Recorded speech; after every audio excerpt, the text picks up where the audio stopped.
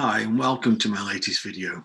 This one's one I did today with the creators of Star Force, which is all over YouTube. It's created by the two brothers Kevin Maines and his brother Ross Maines and their friend Brendan O'Rourke. If you haven't seen it, please do. You'll be surprised by how many A-list stars are in it. I'm not going to reel off the names because there's so many. Yeah, if I was you, just give it a go and have a laugh with it. The video interview I've done today, you've got it split where it's initially with Brendan and then Ross comes into the interview, and then after about 5-10 minutes, Kevin will join the interview. So you'll get all four of us on the screen. Okay, thank you. Can I just start off with then? Where did the inception come from for this sort of, I call it project, but series or whatever you want to call it?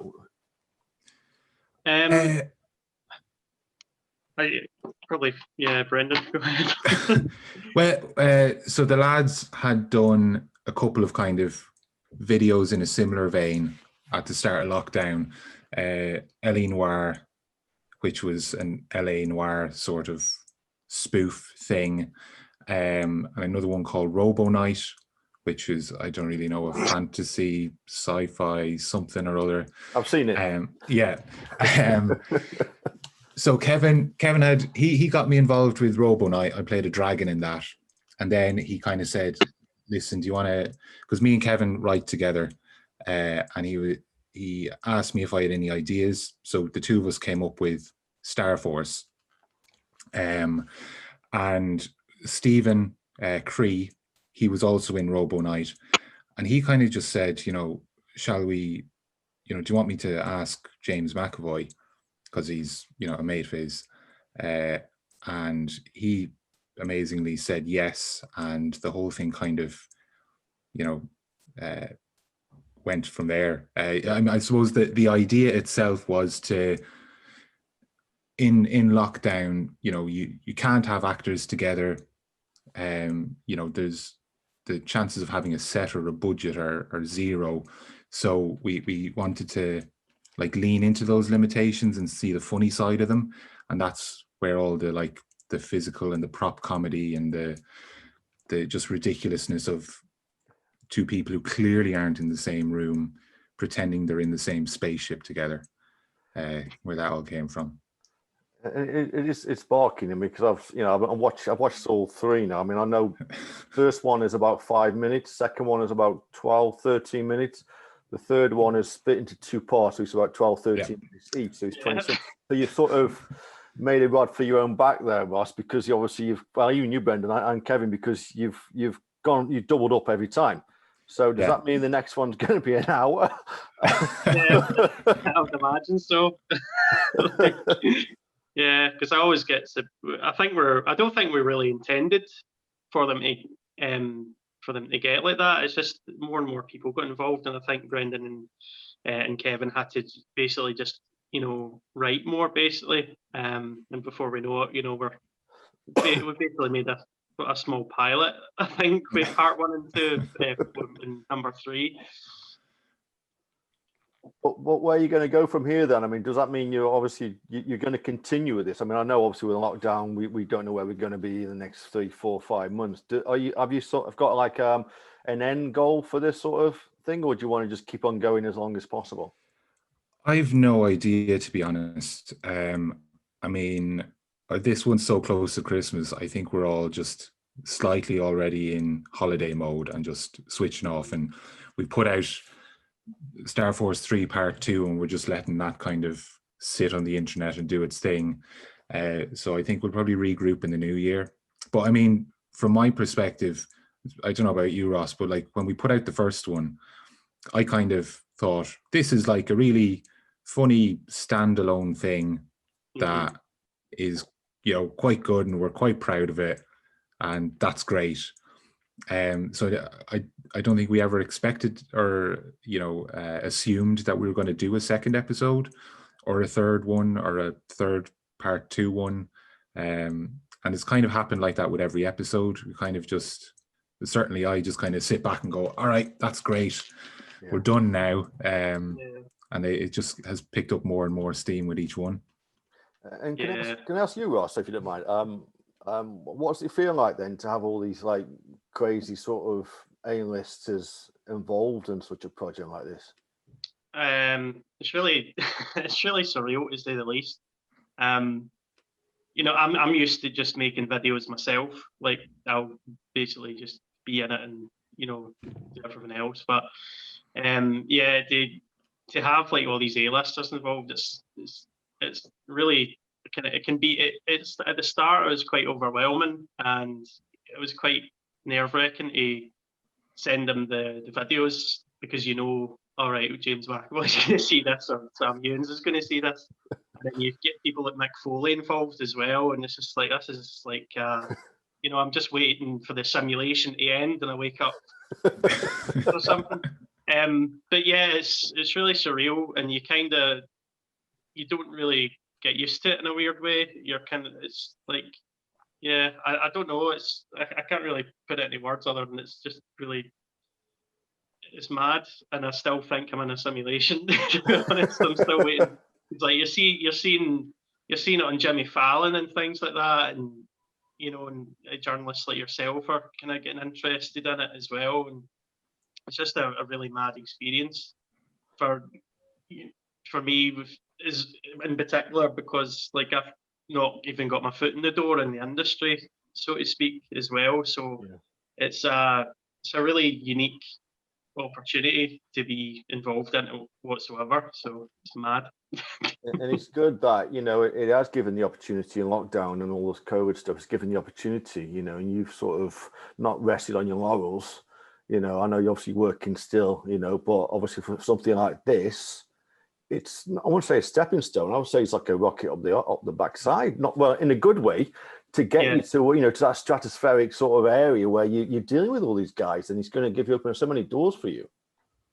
Yeah, it's been so, honestly, like there's probably established directors that have worked for years that will never get to direct such an A-list. You know, they'll probably never get to direct one of these, you know, A-listers, let alone, you know, how many, I can't even count how many we've got at this stage. But it's really mad, and I don't take it for granted.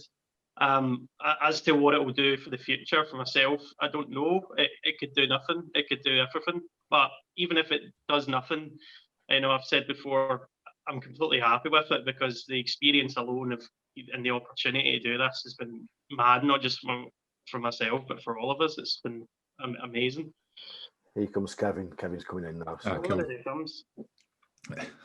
But with you, Brenda, I mean, obviously you're obviously so appreciative of what Ross has done then with the, you know, with the editing things.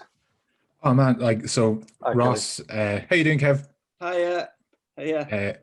So Ross, we've said this a lot of times before, but Ross kind of sells himself a little bit short in his role in it, because he does this amazing job.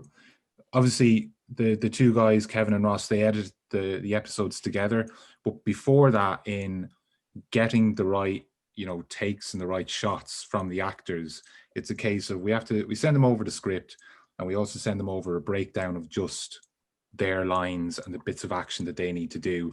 But Ross also like records these instructional videos, giving them a step-by-step of, you know, here's where your eye line is. Okay. If you could do this kind of sweeping shot here, or this is me using, you know, technical knowledge that or language I've no clue about, but he explains these brilliant shots that when he gets them for the edit, they all work together perfectly.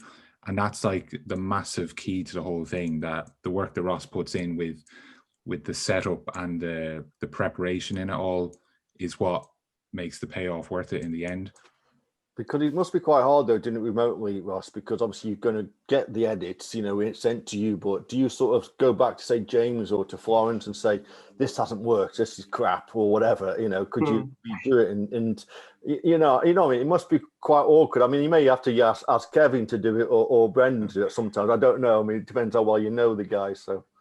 Yeah, so sometimes that does happen, where particular shots might not work, and usually it's not really a big deal, to be honest. At the start I was always really anxious of that, and it's why I put so much prep into these videos, so it's really easy for them to do, because I don't want to tell them, like James McAvoy, that's not right. But it happens, and it's not a big deal, because they'll just send a shot, and I can say, this is what you're doing, but I need you to do this in order for it to work, because another actor's maybe done a certain shot at a certain way, and if the way that they're shooting it won't match up. So it's not a big deal, and I think everyone wants the best out of the video, so they're always more than obliged to do it. But there's never been anything too major or anything like that, thankfully, and everyone's been really nice about it. Hi, and Kevin, I'll also let you talk now you're here. I said to Brendan about the writing, about obviously with the show, and where do they want it go, when will there be some sort of end goal for this? For yourself then, I mean, obviously you write with Brendan. Do you have any sort of plot lines already created for future episodes, or is it something like just a work in progress you're going to do after Christmas maybe?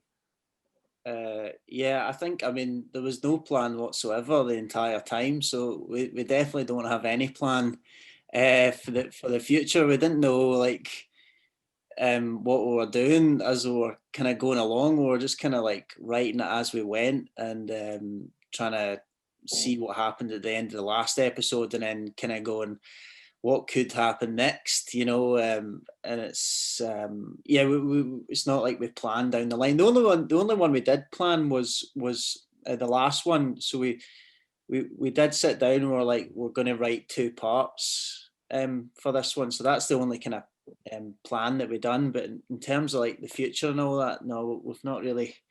There's no like big massive plans of that. Can I just ask that? It might be a question that maybe most fans would want to ask this. With the parts that have been allocated to obviously the actors in the show, did you sort of have an idea who you wanted to be in that role, or did you sort of just open it up and say, well, this could fit for you? I mean, like with Florence's character called Steve, I mean, that's quite hilarious, but was that written for somebody that might have been a male, or then obviously she just said she'd do it, or how did it work out? No, we knew we had Florence, and then we knew we had to try and come up with a character, and the idea is that she was going to be my sister, and my name is Sandra in the show. Yeah. So I've got a girl's name. We thought, well, she's a girl, so we should give her a boy's name. Steve's just quite a funny name for a character, and yeah. Anyway, it's the Sandra Steve thing was my very poor attempt at a bit of homage to Star Trek Discovery, where the lead character, who's female, is called Michael Burnham. Right. So it was a very slight nod to that. So we went Sandra and Steve for Kevin and Florence's characters.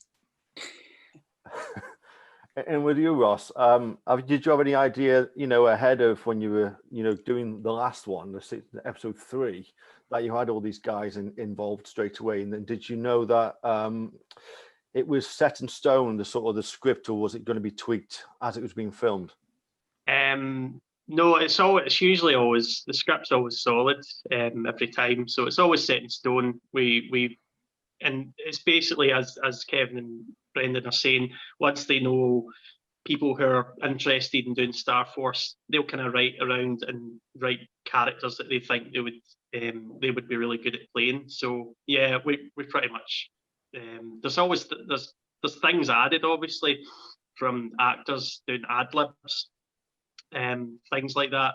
And we'll maybe even add things after, while me and Kevin are editing, we might think a little things like, this would be really cool if this happened, or we can add like a little shot of someone's hands doing this or something like that. So there's always things that are added in, but the structure of the story is always solid, and all the kind of gags and props, they're set in stone, so to speak. And how did you get Mick Foley involved? I mean, obviously, it's why I saw that. I was like, I had to double check, double take. I think it can't be Mick Foley, and it is. But how the hell? Because I can't see him having worked with Stephen, or I could be wrong. I don't know. I mean, or Brenda, you've not worked with him before, or you, Kevin, have you? No, he's actually a huge fan of Outlander. Right. So I think it was actually Stephen. I think he Stephen and Mick follow each other, I think, on Twitter, and Stephen just asked them, you know, in a direct message or whatever, do you want to be in it? And he was like, yeah. He was so enthusiastic to be in it. He actually said his mum, it was the proudest thing she'd ever seen him do, you know, because she loves Outlander so much. Oh, wow, okay. Yeah, I did see him. I thought he played a good part in it, actually. I thought in this. Yeah. You got Yeah. back in. It was so committed to it. When I was, he was one of the actors who actually got his number and I got to kind of speak to him while he was filming, so send one thing at a time. Yeah. Although he's got a relatively small part in part 2, he sent about, I think it was close to 60 videos. So there's so many takes that he done. Jeez. And it was so committed, and he wanted to get it perfect. So it was so committed. It was a real professional. No, he stood out for me. I mean, obviously you're all brilliant, but you know, I just think with Mick Foley, because obviously with the wrestling sort of thing, it's just that kid in me again, you know. So excuse me, how long did it sort of take you then to get it all down? Once you've got all the videos in, I mean, obviously, is it just you, Ross, that does it? Or I know that Kev might get involved, and Brendan, do you get involved in the edit, or is it just something, you know, it's just between you and Kevin and Ross that do it all? No, it's just me and Kevin that'll edit, and Brendan's usually, if me and Kevin are arguing over something, Brendan's usually the one who'll sort the scene out and decide what direction it should go. No, it's kind of, me and Kevin will split the scenes and say, look, I'll edit this scene, you can edit this scene, and then we'll help each other out as well, because there's little things that I'll maybe be able to do, because we use different editing software, actually. There's maybe stuff on mine that does it a little bit better than his, and there's stuff on his that will maybe do something better than mine. So we'll kind of, it's really coordinated. And can I ask you now, for the last episode then, how long did that take to get done? Was it once you had the edits in? Was it something like a few weeks, or? How long did that? It's like over about a month of editing, wasn't it? Just every day. Yeah, probably just over a month, I think. And then we wrote it. I think me and Brendan wrote the episode in the summer. Okay. Yeah. We wrote the episode, the latest episode, pretty much like days after episode 2 went out, and I think we had gotten a text from Stephen after episode 2 went out saying James and Katrina will be up for doing another one if you want. Yeah. So we were like, cool, right, let's write something. But I think episode 3 took the longest to write. It took us a good couple of weeks of going back and forth and tweaking loads of stuff. But yeah, we wrote it back in the summer. And if people also want to know about the props everybody's got, I mean, obviously the big props around the house, or maybe they would order stuff off Amazon, I don't know, or any other sort of online supplier of goods. You can't say that.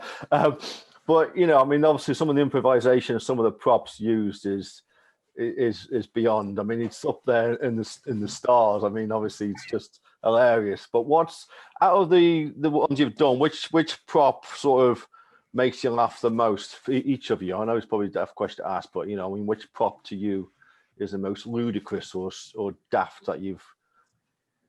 I do love just the idea that this whisk has been endowed with supernatural powers, time travel, it creates portals, it corrupts people's software. I mean, it's just such absolute nonsense. And I think that really just came out of, there was this space artifact which various different characters were going to handle. So we had to think up with something that would be fairly uniform across everybody's house, that they'd all probably have this item and it'd probably look the same. I think James McAvoy has a slightly fancier one than everybody else, but yeah, we've managed to get away with that one. That whisks is canon, the other ones are. Yeah. What about you, Kev?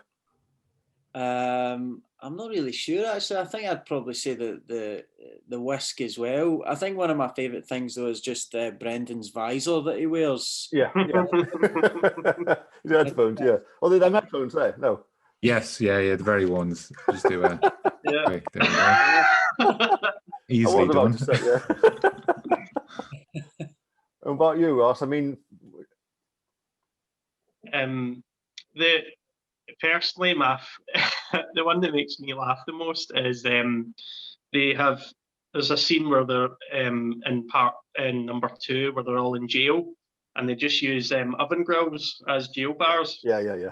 But in particular, yeah, now that shot where Brendan opens the bar, there's so much work. It was what was it used for that? It was so impressive. Yeah, I sent over the guys this. I sent the guys this photo of me working on my props one of the days, and I basically had a load of spare coat hangers, wire coat hangers, which I unraveled and made them into a grid, and then like sellotaped them together. So like out of the frame, it's just a mess of wire and sellotape, but it worked quite well, and obviously, you know, I was able to bend them easier than an oven grate. I'll tell you what made me laugh was I think it was the back of James's cowboy boots. Was it the The Spurs. The Spurs. They were like unbelievable. I mean, how he detailed. I mean, they must have. Did he do them himself? Did he? I mean, he must have spent ages on them. We asked them to use the bottle as like a bottle opener. Right. Put them on it because I think Kevin came up with that idea, but then I think he added something at the back as well, like this Christmas decoration star or something. It was amazing. And also with the, I just remember the with the whisk in the actual script, it said it was supposed to be a cheese grater. Yeah.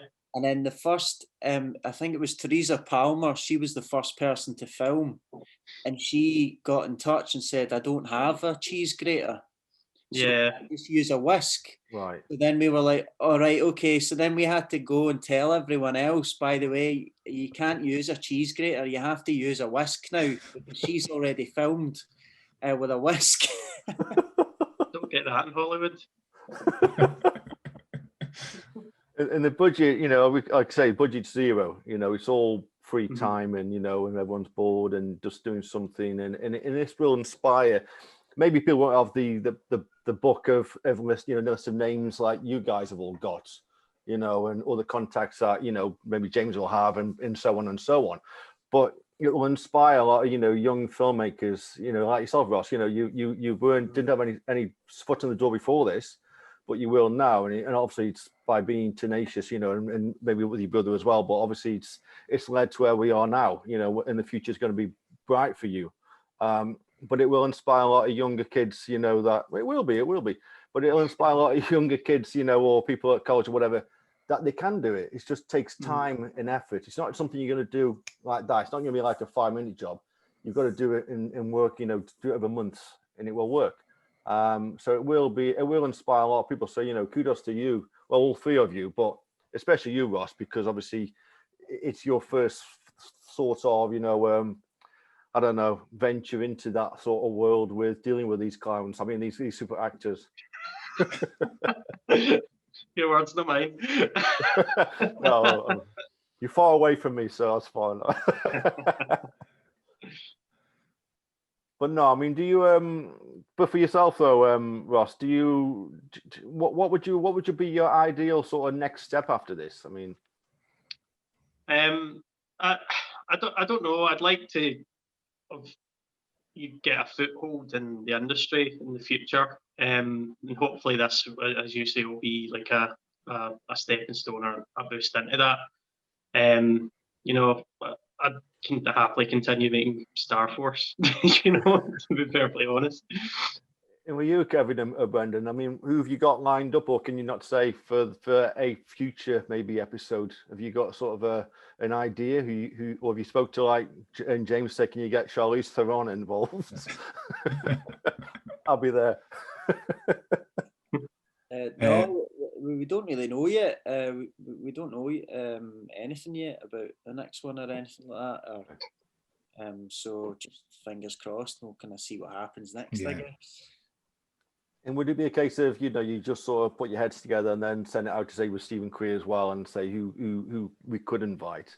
Or would it be a case of you ask, say, Brendan, you ask Florence, and so on, Mick Foley?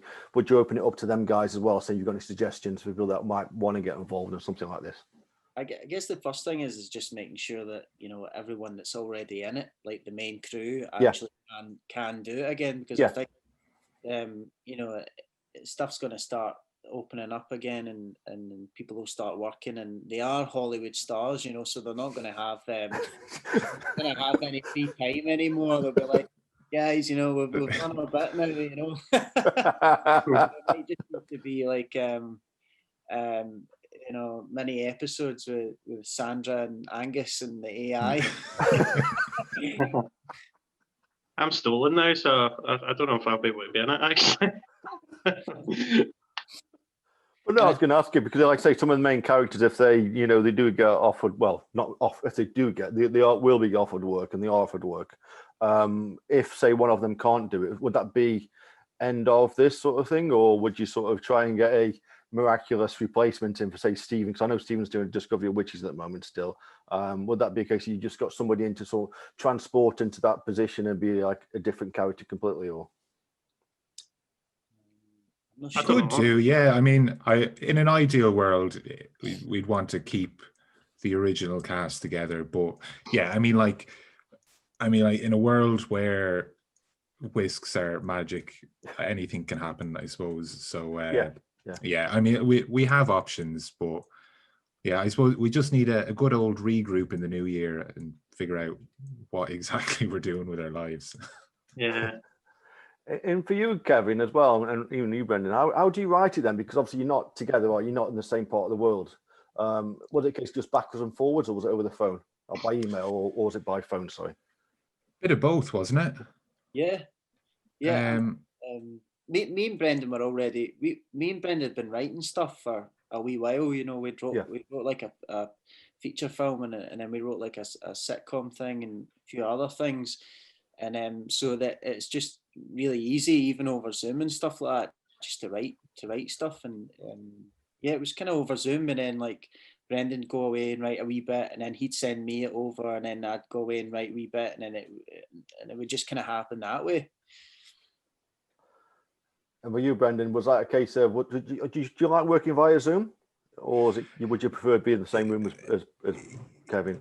Yeah, I mean, I think in an ideal world, again, we'd be in the same room together. We got like quite a good little, you know, method going on. Just the two of us being in a room back before lockdown, and we, you know, have a little routine of every week meeting up for a good few hours.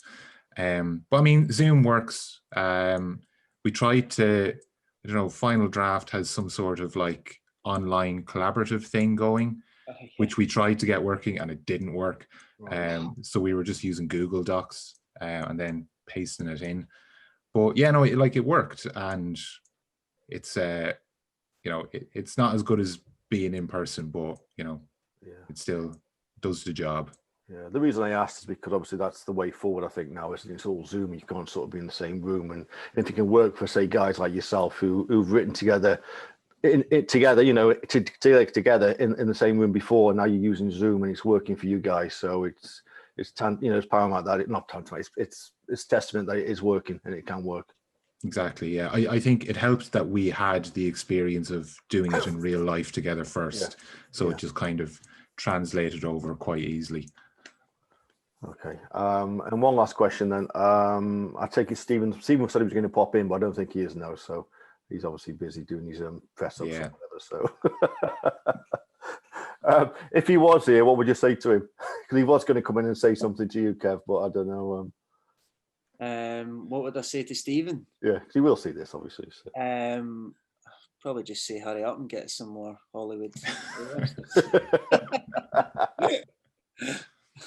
And lastly, for you, Ross, if you don't mind, who would be your dream then that they can get involved in this sort of project going forward? Well, sorry? Who would be your dream sort of actor you want to get involved in this? Taika. Eminem, probably. Right. I think he's I liked him in 8 Mile, and I think in his music video, well, I'm obviously a big Eminem fan, but I think in his music videos, he's always not afraid to go quite wacky and out there. So I think he would be quite refreshing to be in it, like kind of like Mick Foley was. It was just like a weird thing to be in, and obviously I just like to direct them, or possibly Taika Waititi, because he's my favorite director. So if he was, I would let him direct it, or if he was even acting in it, would be so cool. So either of them two. I can't decide between them. So Brendan will be there trying to get these sorted, won't you, Brendan? So on your phone. Yeah. All right, well, nice one, guys. Thank you. I appreciate your time. So I'll get this up as soon as and I'll get it in print. So, but thank you, guys. I appreciate your time. Thanks very much, Carl. Nice one. You take care. Have a good Christmas. Cheers. Yeah. You too. Merry Christmas. Later, Cheers, guys. mate. Have a good one. See you, lads. Yes. Bye-bye. Bye.